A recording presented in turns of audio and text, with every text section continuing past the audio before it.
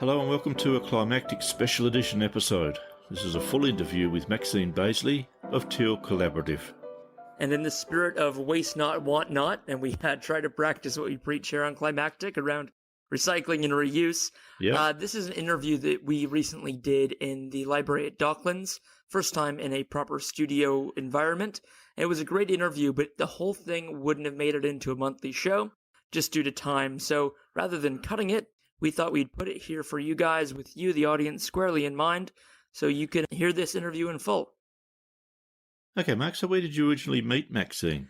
Well, Rich, it was actually quite early on in the planning days for the show. I'd been talking to Rebecca Sullivan, an amazing woman from Adelaide in South Australia who does this company called Warndoo, all about local native Australian ingredients, sort of bush foods, and how to get them used by more people. And she'd said she'd be at the Ballarat Begonia Festival the weekend coming up. And so kind of spur of the moment, with about a day or two's notice, I was like, well, I'm going to Ballarat. And I walked up to the Begonia Festival. I'd just gotten my little Zoom recorder. And I started talking to Max, who was one of the volunteer hosts at the New Joneses.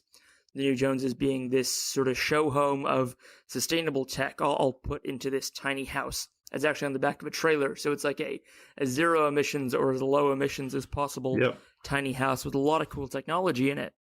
So after just a couple minutes of talking to Maxine, we're straight away talking about how to compost dog poo, like how to get down to the real nitty-gritty, unglamorous side of sustainability. And she said she was doing this stuff already, so I knew that she wasn't just talking the talk on this. She was very serious about her own sustainability, her own footprint. How did the interview go itself? I mean, you were in the studio in the Docklands. Yeah, that's right. In a professional studio for the first time in my life, behind the mixing board. Yep. And the interview went really well. I had a suite of questions lined up for the interview. Listeners, you guys won't know this is kind of my standard suite of questions. You haven't heard any other interviews yet, but I had my kind of standard list to go through.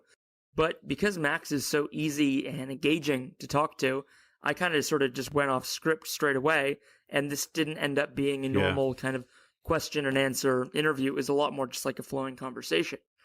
That did sound like a really nice, good chemistry between the two of you. It was very good to listen to. Yeah, and I can't wait to speak to her again, because I started off asking some questions about her new agency, Teal Collaborative, or her career, the things just kind of went from there. There's a lot more I want to talk to Max about. I can't wait to have her back on the show. And I hope you guys, after hearing this chat, I hope you're looking forward to that as well. And if you'd like to contact Maxine, her details will be in the show notes. And here is the full interview with Maxine Bazeley of Teal Collaborative. Yeah, well, I'm here, it's happening, there's lights on the board, and I can hear myself, which is a little horrifying. So here we go with the first studio recorded episode of Climactic. Maxine, thank you so much for sitting down with me and, making the long trek into Library at Docklands. It's not a bad trip, to be honest. No. Thanks for having me. You're very, very welcome to be here. So tell us a little bit about your trip in this morning. So you came up from lovely Torquay. You were catching the train. That's right. I caught the train. I unfortunately had to buy a car 2 weeks ago. I did hold off for a little while. Yeah, I actually had one, and then someone wrote it off. We were all fine, but you were in car the car was at the not. time? Yeah, car was just not good. So I just avoided buying one for a while because I just really wanted to not have a car, because obviously there's a lot of problems that come with it, let alone the fact that I can't afford a Tesla yet. So. Yes, no, not many of us can. And I don't know if my bike would fit in the back of a Tesla, depending on the size. I don't know. With the cheap one, maybe not. Maybe it would. Maybe it would. You'd think it's a goal. Incorporate that into the design a little bit. That would be their ideal customer. But an ultimate goal later on, next car. Definitely. Well, you could always get the Tesla Model 3, the cheap one, put the bike on a roof rack on top, and put a sail on the bike. And then when you run out of battery, you could just land sail in the car. Perfect. That'd be an ultimate dream. I think after this, I'll go apply for design to have a Tesla. But I did, so I put my bike in the car, and I have done the bus to train mission with the bike under the bus, but sometimes it's not always reliable. Without having bike racks on our buses, you have to put it underneath, and sometimes the bus driver, depending, will have locked that and he won't have the key. So definitely needed to have a car to make that trip.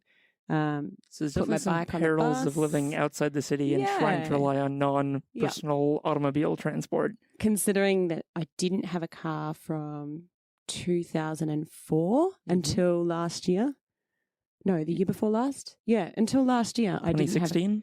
Yeah, so That's after a moving good to 12-year stretch. and Well it was done. like a very hard decision for me to go, oh no, I need to buy a car. Fair enough. Well, you're living down in Torquay, is that right? That's right. Yep. I moved 2016, so made the change from inner city living and getting back to nature and making a commute for a little while, which ended up being not sustainable. Not without a car. No, Not when it gets written off. that's it. Well, even the time and the energy required and the time that you're not at home. So that ended up being, it ended up finishing in August last year. I think I stopped commuting, which means I stopped being employed. Yeah, it does seem to have a 1-to-1 ratio there, doesn't it? Yeah. Commute means employment. Yes. So what have you been doing since then? So we can get into it. I met you at the Ballarat Begonia Festival a couple weeks ago. You were doing some volunteering for a group, which we can get into, but you've just branched off on your own to start your own company. Is that right? That's right. Yeah. Originally, I had an opportunity to join Creative Suburbs for 2 days a week, and Creative Suburbs are a community engagement placemaking company, and they're based in Melbourne. And I was like, I can do this for 2 days a week. I cannot pass this opportunity up. It's something that I've always been interested in. And I asked my boss at the time, and he was just kind of a bit concerned about. And, I was commuting already. Off and you're to 3 days off, and you're not going to care about your current job anymore. Well, he did think that, and he did have a point in that I wouldn't want to travel up for all of those things, and that would be even more difficult. So I guess it was kind of like the universe saying, go this way. Yes. So I started that in August and quickly realized that I would need to create another revenue or income stream. And also that I'm really good at recruitment. That's something that I've been doing for... Yeah, it's a bit of a recurring theme in your CV, isn't it? And I've been doing it for 10 years now since I got into it in London, and I was keen to transition into more business consulting, and I tried that as well. But it is difficult to learn things in an environment where you're employed to be good at something that you're already good at. Yes. They just want you to do the thing that you're good at, and obviously that makes sense. And it did make even more sense when I did a business course called NEIS, or through NEIS. It's the New Enterprise Investment Scheme. Okay. Which is a government funded basically to get people off the dole. But they've just changed the legislation so that people that are unemployed can do it as well. So I wasn't obviously getting an allowance, but no, I was able to do this short course in business, small business management. And that's when I started Teal Collaborative. Very good. So you went from sort of full-time in the recruitment space, 10 years experience in recruiting, then you wanted to pursue this kind of more sustainable, what was the neighborhoods? Yes, neighborhoods? Placemaking and community engagement with Creative Suburbs. Yes. Way more in the startup space, like way less corporate, very grassroots. And that just really appealed to me. And because you wanted to pursue that, it kind of shut your door with recruitment. So you're like, well, I've got that skill set, but it's not what I want to be doing just full-time, constantly. Exactly. And also not where I want to be doing it. And I thought, I could work for a recruitment company in Geelong, and then I'd be doing the same thing, making money for other people and having to really bring them the bacon, basically. Yeah, that's right. You'll be spending 40 hours a week developing someone else's company. It's definitely a great way to gain experience and a great way to benefit an industry as well. Absolutely. But if you want to learn new things, it's really hard. It's really hard. Definitely. So, but you had that core of experience, and then you did this small business management course, and you thought, well, I could start a small business. Yes. Yeah. And originally I was like, I'm going to be a consultant and a coach, and I'll do recruitment. And the recruitment will lead into helping businesses to be better. Yes. And to be better for the environment and socially better and better for the people that work for them. So that's the ultimate goal, and that's what Teal Collaborative will become. Yes. Well, all startups start out as little eggs first. But yeah, once I was going through the process of writing a business plan, I was like, you can't really start a business in stuff that you haven't done yet. You have to do what you're good at. Yes. So you're starting off with still maybe both feet in that camp of more traditional recruitment, but you take the opportunities for more sustainable jobs as they come up. Yeah, but then it's definitely with an eye towards transitioning to recruitment and consulting for greener companies and more sustainability-focused companies. Is that? Yes, yeah, and also helping companies that may not even have thought that they were in that space or could be in that space could contribute. Because I actually have a firm belief that people that are well and that are happy, which, work contributes a lot to that. They Definitely. go home and spend more time with their families and they spend more time in nature. So I feel like the whole ethos behind creating people that are happy at work and that have the flexibility to go and do those other things and be in nature and etc. I feel like that's going to help the environment more than saving money to buy a block of land by working your ass off. Yes. And then just going off grid because you just want to bury your head in the sand. Mm-hmm. I appreciate you using Australian English on the show. No, too many people are afraid to do that. And you should be able to express your opinions. So fucking A, well done.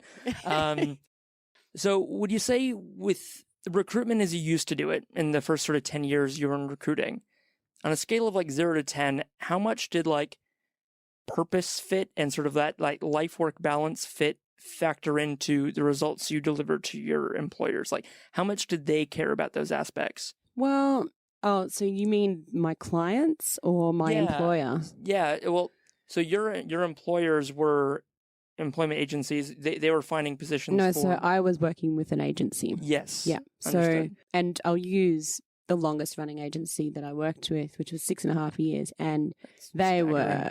Oh, well, the only reason because that happened is because of their culture. They had a very good culture. Mm-hmm. They looked after everybody. They really valued our contribution, so much so that I actually got invited back to their 10th birthday party this year. Hey, fantastic. So, yeah, they were like, we couldn't have had it without you. We really, value your contribution, etc. So you were there for over half the life of the company up to the 10th birthday, so that's good. And obviously, when originally it started, we were all about, bang, we're going to make the dollars. We're high flying. And I got an apartment. I was like rolling, it was awesome. I'd never been financially independent as much as that before. I could travel anywhere I wanted and I could do things that I wanted, go out for dinner, all those things. But I guess that probably started something in me.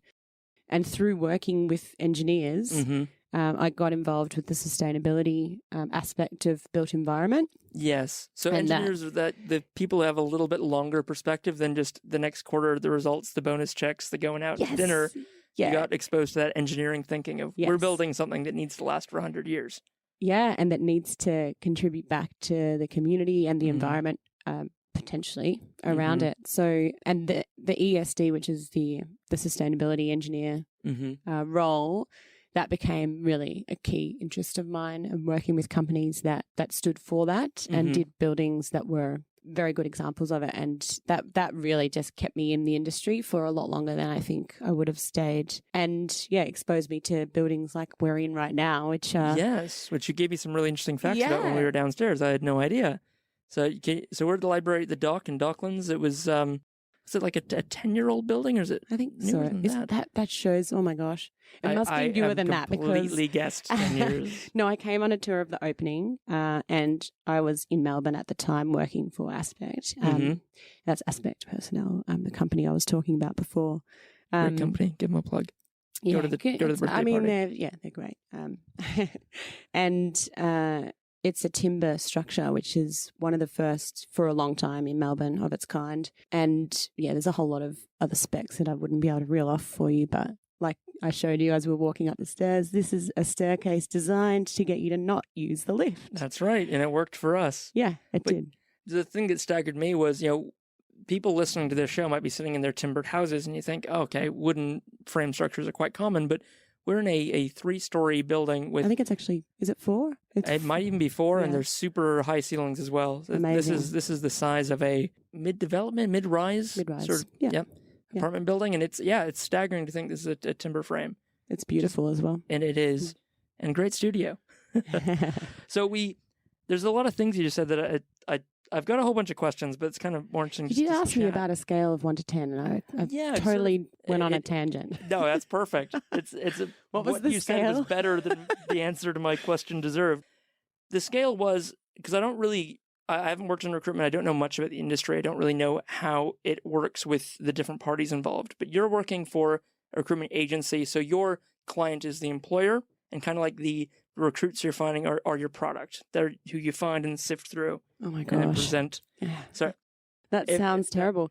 So I used to, when I was employed, call people candidates and companies clients. Yes. Now I try to use the words people and organizations. That's revolutionary. Because I guess I don't want to think about people as a product. And I have a few major rules that I go through before I work on a role. One is that the role will contribute to the person as well as the person being able to contribute to the organization. That I am a good person to work on this role, that I'll add value to the process. And there was one other thing, but I can't think of it at the moment. That's all right. You can probably look that up or email me, and I'll send my my ethos, my method. Perfect. I like you're open sourcing your recruitment process. I like that a lot. Yeah. So maybe just compared to some of the agencies you worked at, not as long as Aspect, the 1 to 2 year placements, whatever. How much did those agencies care about that work life for that purpose fit? Was it even a criteria? Yeah, it's really hard. I mean, I think I can even use Aspect as an example of that. Like, I wouldn't have lasted as long in Aspect if I was on another desk. The desk that I was on, the roles that I was working on, they meant a lot to me. That gave me the purpose. So I was just lucky that I managed to find a niche that I was really involved with and really connected to, and I cared about a lot. So that kind of makes it easier. I think for other people in recruitment that it is a way to make money, and originally that was what I was thinking. I was like, I am a female. I want to be able to make as much money as a male, and you can definitely do that. It's about how hard you work. It's about That's right. There may be a few instances where I may have been more favored because I was a female recruitment consultant, or less in some cases when there was a blokey, laddie kind of relationship going on with another recruiter. So is there that kind of dynamic in Australia? I haven't noticed that at all. God. I haven't picked up on this laddie, blokish, larrikin, boys club ridiculousness. I'm not even going to mention that 60 Minutes episode. Yeah, let's gloss over that completely. But I'm glad that you set that goal to make just as much money as the boys, and you did well. You've earned more money than I have in my professional career. So in those standings, you beat me. Well done. Well, I hope so. I'm 36. So a couple of years on me. That's all right. I think the other thing about ambition and success that I'd say was the beginning of my transition. I did get status anxiety in a sense that I wasn't worried about having things because I did have them. I was worried about what that meant. Like, how was that me? Like, why am I doing this? Why do I need this stuff or need to be able to go out and spend $200 on a meal? And not even think about it, just enjoy it, like not feel any guilt about it, which is great. But it's like, what am I doing here? So that actually was the beginning for me to transition. I did a course called the Future Makers Fellowship in 2016, as well as transition to management consulting, which was just so not about people that I realized, like, oh my gosh, IT transformations and like, what? Yeah, no. You notice that management transitions, they leave the people out of the start of that. Well, no, title. they're pretty much trying to work out how to get rid of people. Yep.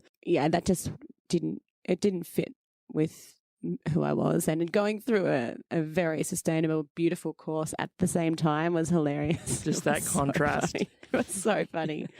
But meanwhile, I was like, trying to be the awesome capitalist that I'd grown to be and buy another property in Torquay with my partner. So I was like, I have to stay in this job until we settle. Oh my gosh. I made it just. Well done. No, Yeah. you persevered. Yeah. Like that's businesses are there to make money. So you were there long enough to get the money you needed to be able to get out because you'd already. I was you'd hoping sold to off your learn belief more. in that. I really was hoping to learn more, but I didn't really. I did enjoy the client interactions, and I did learn a lot about myself. And it's not a bad company. It's just definitely not in line with what I want to do. So, and for that role was definitely not about purpose. It was about making money. That's kind of realized you'd hit your limit. That's as far as Yeah. you could go in that direction. Yeah. You needed to bring in about that human element back, which is Yeah. really core to recruitment. It's a very humanities focused Absolutely. role. Yeah. And then when I resigned, I actually didn't have anywhere to go, which is unusual. That's the first time I've ever done that, apart from moving overseas to London. That was quite frightening. Big leap. Yeah. Yeah, and that's it's why not a I think comfortable position for anybody. Oh, yeah. I think that's why I went back into recruitment, because I was like, oh my gosh, I need to be somewhere that I know how I'm going, and joined a very, very amazing company, Talent Nation, and that was sustainability executive search. So awesome, really great. But combining that with moving to Torquay at the same time, then moving offices to South Melbourne, and then, just having this question in my mind of like, where do I want to spend my time? Yes. And do I need to be in an office to do what I'm doing? So, they were And the you're in the questions. process of figuring out the answers to those, because I'm really curious to know, like, if you can do your work from your block in Torquay or from anywhere, or do you get some losses in productivity from not being based in that office environment? It's interesting. Because if everyone could do their jobs from home, my God, we could be a lot more sustainable society tomorrow if we just didn't go to work. Yeah, but absolutely. I don't work as well from home, personally. Technically, yes, you can. So you need a phone and internet connection. You can do interviews by Skype. You can do interviews via Zoom. I do have a belief that having a really good understanding of a company culture, you need to go into their office a few times and meet a few different levels of the team, like not just the directors. You need to meet everybody on certain levels, especially the receptionist. Definitely. She is, or he is, the bomb of the company. They are the ones. They know everything, and they are really responsible for culture. So big ups to all the reception and admin crew out there. That's right. That's a really good hint there as well for people looking to go into that, or even wanting to walk into a company before they take a role somewhere. Yeah, absolutely. Talk to the receptionist. Yeah, and in that sense, yes. So the technology is there to do any job, I think, remotely. Project work can even be done remotely.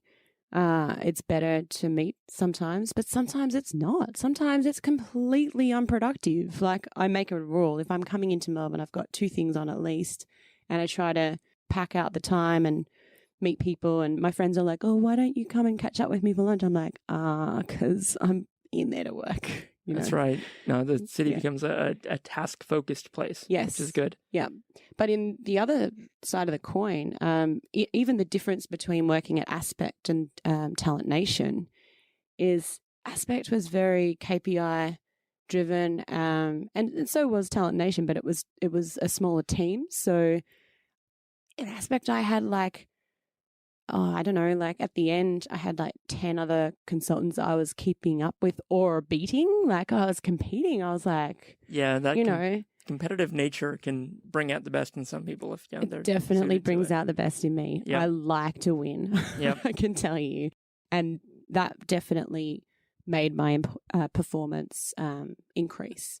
And Talent Nation, it backed off a bit, I think, but maybe it was also the pace as well. So I think different paces suit different sorts of people, and I do suit a fast-paced environment. So, trying to create that for myself is, it's challenging. Yeah.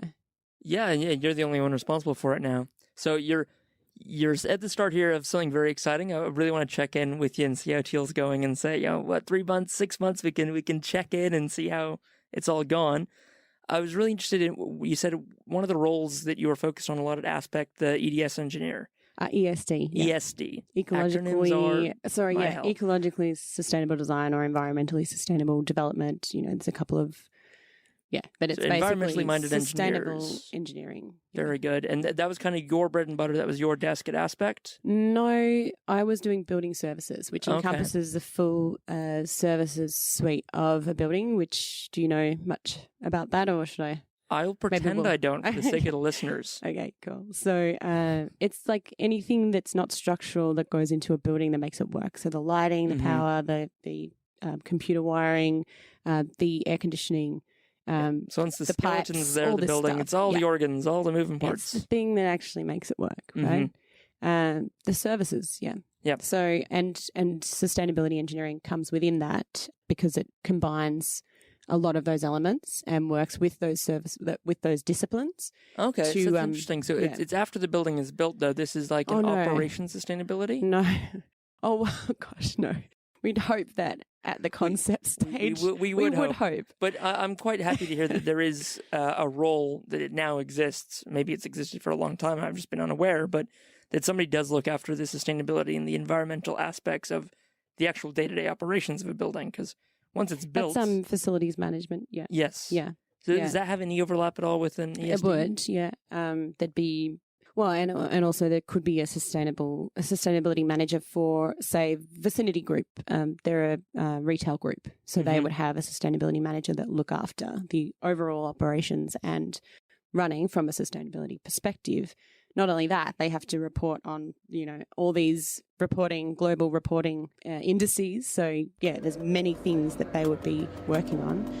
The smaller buildings, maybe not so much. And you're listening to Climactic, the voice of the people on climate change. Mark, this is a great interview. I'm learning a lot. But I wonder if you could just tell us a little bit about where it was recorded. Absolutely. So as you can tell, Rich, this is quite a bit better in quality than some of my earlier interviews. The clips we had in our first episode, which were largely recorded in cafes. Costa, that was actually in the green room of the Ballarat Begonia Festival. Yes. It's just as he was getting ready to go back up on stage. So this was recorded at the City of Melbourne's Docklands branch library at the Dock. And the setup they've got there is really phenomenal. It's nothing like the libraries I grew up going to that were just repurposed buildings with some shelves put in for the books. Yes. This is a purpose-built facility. And it's actually, Max was telling me when I arrived in the morning, and I'd been to the library a couple times and never noticed that. She said this is actually, it's a timber frame building, and it's the largest timber frame building to have been built in Melbourne for decades, if not over a century. It's been recognised too for its award-winning design, hasn't it? Yeah, apparently it has, and I need to get into that a little bit more in my own reading. But apparently there's a Green Star certification that buildings can get for their sustainability. And you think these star ratings are normally on a scale of 1 to 5. This is a 6-star award-winning building. Right. How'd you go with the soundboard? It was a battle, I'll admit. My first time using it, I'd done my induction session with Johnny, the man in charge of the studios there, and I was lucky enough that on the day I went in to do my induction, everyone else had cancelled, so I got to spend 2 hours with him learning some of the tricks of the trade from someone with the master's in audio engineering. Wow. And I like to think it gave me a nice little shortcut, and yes. I ended up going from 0 to acceptable. Not quite hero. No, it sounded very, very good indeed. We're just about to get back into the interview, actually, but before we do, the recording room sounds like a great resource, Mark, for students and podcasters. Do you have the contact link? Yes, absolutely. So I'll put in the show notes for this episode. What you're wanting to do first is go to this Eventbrite link. Then you can register to be inducted. So you will have a 2-hour session there where they're going to show you how to use it, and then they'll run you through the booking system as well. Now, the library itself is super modern, and the staff are all very friendly, but there is a little bit of a bureaucratic process to go through to book it. Yep. But trudge through and you'll be fine. The good news is with that, though, is that if you're an individual, you live within the city of Melbourne, it's just $8.20 an hour to use this amazing professional level recording studio. So you can believe that I'll be doing a lot more interviews from there. Okay, thank you, Mark. Now, back to the second half of your interview with Maxine Bazeley of Teal Collaborative. All right, so talking to you, Maxine, I think I've learned a lot personally what I don't know about recruitment and building services, which is quite a lot. But what I think I've got a strong sense for is that someone like a young person who's in recruitment, who's sort of flying high, he's got a little sense of that intoxicating, I'm a financially independent professional living in the city, but maybe feeling a little empty on the purpose and like the work-life balance side, that there is a path that they can follow, hopefully, to sort of get to a more purpose-filled place or a more balanced place. So what I'd really love to get from you maybe is your why. What drove you to get out of that career, that lifestyle? I mean, you're in recruitment now, but definitely with a different focus, the stronger focus on the performance of the people you're placing in their lives, like the actual overall... Their well-being. Yes. More. Yeah. You have much better words for it than me. Yeah, their well-being. So their actual contentment, their ability to engage with the rest of their world. Yeah, that's right. Definitely. You as a recruiter are somewhat, well, you're very important. I don't want to say you're solely responsible for the job somebody ends up doing. They could end up doing that job for 20, 30, 40 years. This could be the job that you've helped place them in. Not in this era. No, this is true. Well, maybe, this is a sector that you can have longevity and you will gain more out of your career from staying in a company that's good for you. Mm-hmm. But yeah, the millennials are apparently having to change careers. Is it something like, it's like ridiculous. It's like 30 weekly for different. Me, but yeah, exactly. And yet, like, I'll speak to people that are a generation older than me and they're like, oh, well, you need to really focus on one thing. And I'm like, why? But I understand. That one thing is going to be redundant in a couple of years. And also your interest level and your energy is just going to lapse. I mean, maybe that's a product of our scroll kind of mentality now. Boring, we're a generation boring. of polymaths and not one thing can keep us interested long enough. It's true. That's the flattering version. That's a nice way of putting it. I think that we've got low attention span, basically. Definitely. Which can be an advantage to learning new things. But you'd mentioned before you went through this kind of transition in your life where the money side, the career side, it ceased being the most important driver. Yeah, it wasn't satisfying anymore to be winning. Yes. Oh, God, I'm not even going to say it. What caused that? Can you sort of quantify? Yeah, actually, it was really interesting. I got hit by a car in 2011. You really need to stop driving or be around motor vehicles. this is really embarrassing. I was rollerblading to work, which I did. I actually rollerbladed to work before I got a bike. I know this is crazy, but I used to rollerblade to work in London. So this was a carry-on from my life in London. Yeah, I know that sounds crazy as well. I'm sorry. I wish you could see my face, listeners. How many rollerblader commuters did you come across? In London? Yeah. Like 2 others, maybe. Yeah. It was to be an individual, Maxine. Well Going done. through Bond Street, I tell you what, that's like pretty intense. But yeah, anyway. You avoided the cobbles at least, right? No, I used to go over a couple of those. You just have to bend your knees. Yeah, kind of hunker down. Did you call it cobble like blading? moguls. Yeah, there you go. Skiing. Anyway, so I was living in Carlton North at the time, saving up for my, capitalism life. And I was going down Swanson Street and, there was a stop sign and a stop light. And I thought the stop sign, the lollipop man. Yes. I thought he's overriding the light because he's stopping the traffic from going through. As you would think when there's a lollipop man. Well, this was a very split-second decision because I was really hooning down as a... No cobbles to worry about on Swanston Street, so you had a lot of momentum. Anyway, so it was a black Mercedes-Benz. It was brand new. And you literally got hit by capitalism incarnate. Well, I kind of hit him as he hit me. So, actually that term is called contributory negligence, which I found out about 5 years later when they tried to sue me, the insurance company. 5 years later. 5 years later, They've been chasing me. I found that out about 5 minutes later when the cops showed up and... No, the cops showed up and I called my work. This is how bad it was. I was in the back of an ambulance smoking on a pethidone whistle and I called my boss and said, I'm going to be late, I think. I'm running late. I'm in an ambulance. They won't give me my rollerblades back yet. I might be 5 minutes late. Literally. He's like, have you called your mum? No, I was that dedicated to my work. I was that into trying to get it as far ahead as I could, you know. Yeah, it was full on. Anyway, so in my recovery time, obviously, I ended up hospitalized and actually ended up hospitalized the following week because I went back to work after I was making a placement in the waiting room of the hospital the second time that I had to go back in, and they were like, oh, we're admitting you because I was, you know, I had sepsis. No, what is it called? The cellulitis. Oh, the fun one. Yeah, really bad. So, so I was admitted and, you know, had to have an operation and I was out of action. Recovering, I read a book called Status Anxiety. And you're like, that's me. Yeah, I was like, I've got the reverse of it kind of. Because, like, I'm doing the thing, but I'm not happy.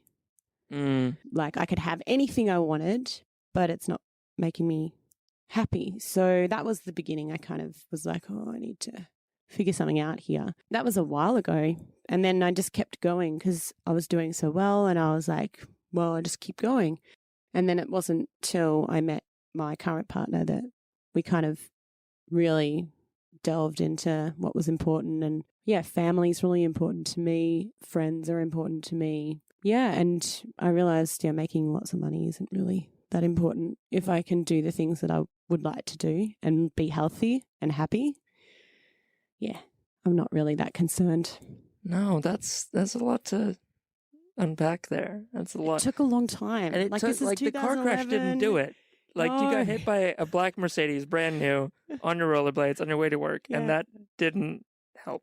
It didn't do it. And we have to clarify that I hit him as well, so it was a collision. I don't think the Mercedes got, it was $5 grand worth of damage. Those are some fast rollerblades. Yeah, it was not great. Anyway, so yeah, it took a long time and lots of, I guess, searching, but being stuck in this system, which basically says success is doing well financially and being secure and being able to do and buy whatever you want. Mm-hmm. But yeah, the definition of that changed to me. And unfortunately, we're in a system where it doesn't always work. Like, for instance, the last contract the first placement that I made, which is the last one that I've made. That's how well business is going. It's always a slow start. Yeah, no, I've been doing other projects as well. So I've been diverse in my invoicing. Good. But yeah, the first one, I was like, we were trying to grapple with full-time. Like, what does full-time mean? What does flexibility mean in the workplace? Like, can we make the contract the job description? And as long as you fulfill that, that's like, you're done. You're sweet. You agree to do that. And, it's really hard. Yeah. Because they're working on, so they're charging their clients time and materials. How do we change this system that's like built around the Industrial Revolution? Mm-hmm. 8-hour days. Is it 8-hour days? 12-hour days? I don't even know. Yeah. 8 hours work, 8 hours leisure, 8 hours that's rest. It. Yeah, the 8-8-8 rule. Yep. Yeah, how do we transition from this? Because everything's built around it. Like, and our whole tax system's built around capitalism, and democracy system is around protecting capitalism. So, like, what are we going to do? Yeah. So I guess we're going to have another discussion about it is what we're going to do. A much longer one. I'm still we're going to have smiling. A panel. Yes, we are. I'm sure people can hear it in our voices. This is fun exasperation. Yeah.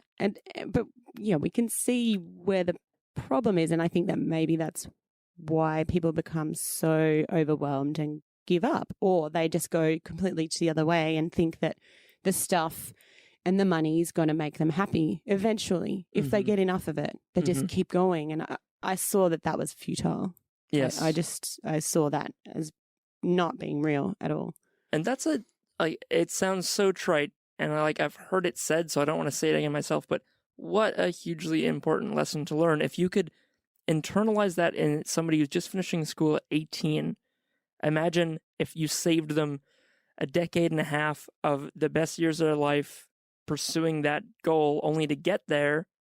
The ones who do get there, and then realize, yeah, this, like, I've got money and can buy stuff, and I've got nothing else in my life. The midlife crisis. I'm so poor, all I have is money. Yeah, that whole... Yeah, or, I mean, I can talk about my my parents' circumstance where Dad was making great money. He worked, like, literally from nothing to create himself, self-made man. I mean, he's an artist. He's got a lot of dimensions, which is great, but in the end, he's a workaholic, which isn't great for relationships. And I didn't want to be like that. I saw that. That accident, I was like, holy moly. I called my boss. Yes. He had to get my number, my emergency contact number, to call my mum. Oh, my God. Which turned out actually really well. The one time I got locked inside an office or something, and the only number that I remembered was my mum's, and she had my boss's number in her phone. Good. So I got out. I'm really glad it wasn't the opposite. The only number you remembered was your boss's number. Exactly. Yeah. I'm glad you remembered your mum's number. That's good. Anyway. There's this glimmer of hope for you in there. But yeah. Not at all. Yeah. About your parents, were you raised at all environmentally? Like, did you have any kind of a sense of sustainability, or was there, like, any talk about the natural world around you? But oh yeah, like I mean, we had the World Book Encyclopedia. That was like so you daily. knew the name Amazon. Yeah, and we did a few times, Yeah. But it's a very juxtaposed upbringing, because my mum is American and she left in 1974 to come here on the Teaching Revolution visa. God, we had such better visa names back in the day. Yeah, Teaching Revolution. Or maybe I'm getting that mixed up with a building one that happened. Oh, maybe. Oh, no, that was Schools of the Future. No, I don't know. Correct answer will be in the show notes, Yeah. but that is a very cool visa name. Well, That is it was still a very correct. cool visa. It was a 2-year tax-free situation.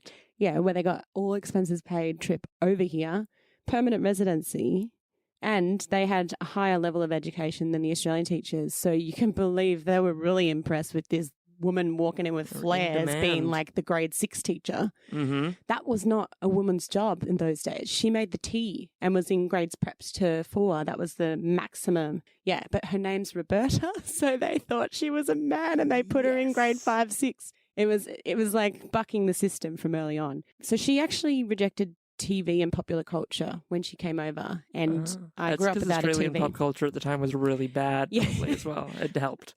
I guess, yeah, I wouldn't know. I didn't experience any of it. So I listened to ABC Radio, National, Classic FM. We had no TV. So that's, yeah, I guess that is a different perspective of growing up. Definitely. It's not a consumer way of growing up. We had Veggie Garden, and yeah, we had nature trips and we went camping. We didn't have excessive stuff, But on the other side, my dad worked for the SEC. So we could see Loy Yang, I think it was the Traralgon South Power Station, from our back window. If you stood on the fence, there it is, smokestacks. Lovely brown coal.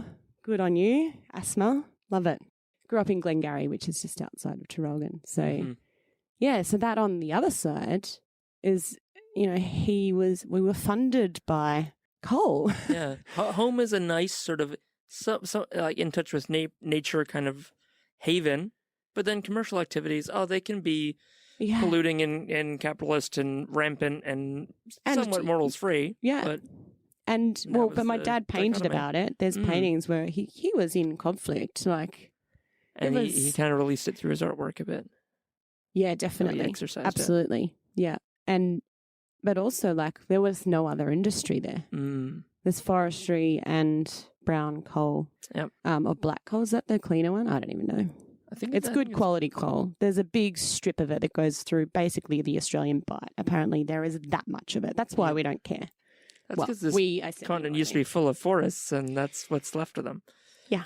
Yeah. Yep. So that's the upbringing. But I think that, no, I wasn't really, like, the only thing that I wanted when I was in school was a car. Yeah. Because I grew up in the country. So, Yeah, you know. cars meant freedom, and you wanted to be able to just get out and go where you wanted. And so before I went to London, I used to drive to work I was living in, where was I? I was in North Melbourne, and I used to drive to Moonee Ponds. That is on a tram line. I could have gotten one tram to work, but I didn't even think to look. I didn't even think about it because I'm from the country. I want to listen to my radio and smoke my ciggies. Yeah, I used to smoke ciggies, you know. It's like getting from the country as well. Like, even for me, until I handed in my company car when I left the day job, a month ago, it was like, I'm giving up my backyard. My car is my little bubble that goes with me wherever. It's my suitcase. It's my... Oh, that shame of driving one person in a car backed up, and the bike riders drive by and smell your fumes. Shame on you, whoever's listening that drives to work. Yeah, but I understand. I do.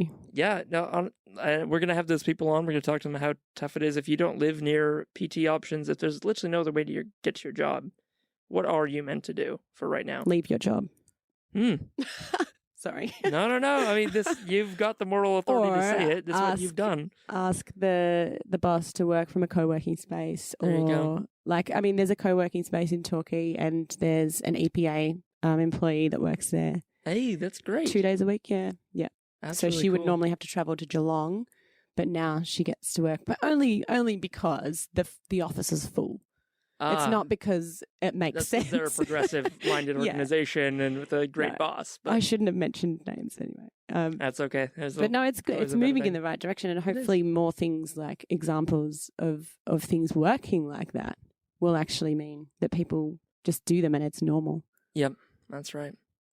Well, there's a whole bunch more we could get into. I feel like I was not prepared at all to ask the industry questions I tried to ask, because my understanding is such like a kaleidoscope of little fragments of like, so with recruitment agents, the people are the products, right? There's like such a sixth grade conception of what a recruiter does. It's very current, but it's just not the way that I like to view it. Maybe it's a little too it's all good. Acerbic, incisive. They I don't know. used to be called horse traders. That's the old slang, like the septic tank, which I told you about told before. me I was a septic tank before, and I didn't know what that meant. You didn't know what it meant. No. So, anyway. Well, we're just a couple half Yanks in Australia, so that's it. Yeah, I thought I was having on a true blue Aussie when I invited you. And I met you at the Ballarat Begonia Festival. Begonia, no, actually first generation. So and planning to keep the thread very international, considering my partner's Argentinian. So very good.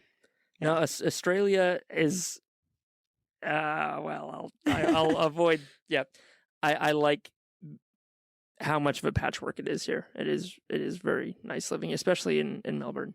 So I've got a lot of things to cover off with you on like a second or even a third episode. I got to get a lot more into community building. I know it's one of the goals of Teal is to foster community. Yes. It's on your website. So. Yeah, you can check out the website, and it does say list the other projects that I'm involved with, which is quite a few, especially around Torquay. So I've got my renewable energy task force meeting this Thursday. Very good. Torquay at the Surf Coast Shire. So we're working hard to get more solar and more, hopefully, fingers crossed, for a wind farm. Ooh, that would be very, very exciting. There's one in planning, just FYI. Well, good. We will definitely be highlighting that campaign, and if there's anything that our audience could do to pitch in to help with that, with submissions or even just awareness, or, everyone's got a network. So that's true. Thank you. Very good. Not a problem. Thank you so much for coming on, Maxine. I better wrap it there. Thanks for having me. Oh, that's so fun. It's quite good once to get the cans on. All right, so I'll end it there. All right. I'll speak to you next time. This won't sound awkward at all when it goes up. How do you end this?